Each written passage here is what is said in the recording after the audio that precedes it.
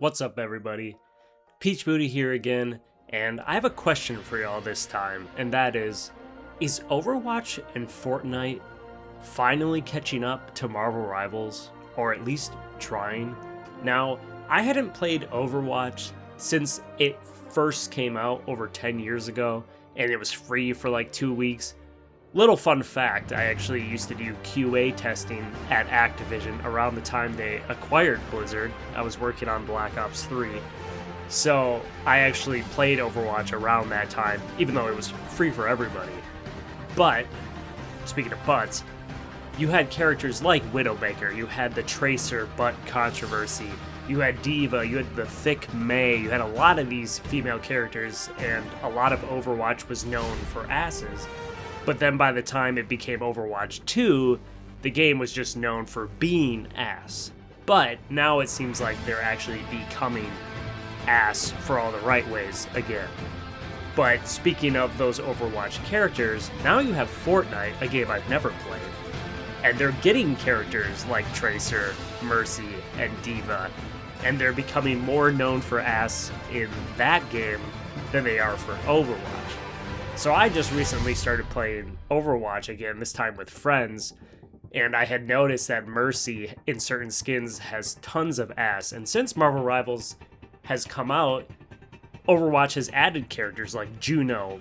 A lot of people think that Juno has dethroned Widowmaker for best ass, and there's a lot of other characters, a lot of different costumes as well, but then they added Domina, like after Emma Frost gets added into Marvel Rivals, and she has the whole like cape thing and the attitude and all that. So there's been a lot that Overwatch and Fortnite have been doing to improve their asses, and most of that has been done after Marvel Rivals came out.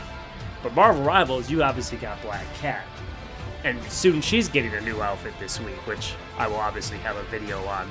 So now it seems like at least that Overwatch and Fortnite are trying to compete with Marvel Rivals. Not to mention, they added frickin' Kim Kardashian of all people, which some people seem to forget about because they're talking about Tracer having the best ass in the game and always comparing Chun-Li.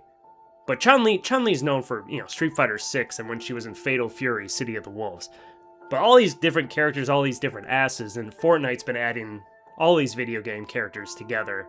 But when they add Overwatch, and Overwatch is actually starting to be good again, even to the point where I started playing it with friends, there's people like ass, let's just say that. People really like ass, and Marvel Rivals is going to be really hard to beat, because the thing about Marvel Rivals is it just keeps improving upon its ass.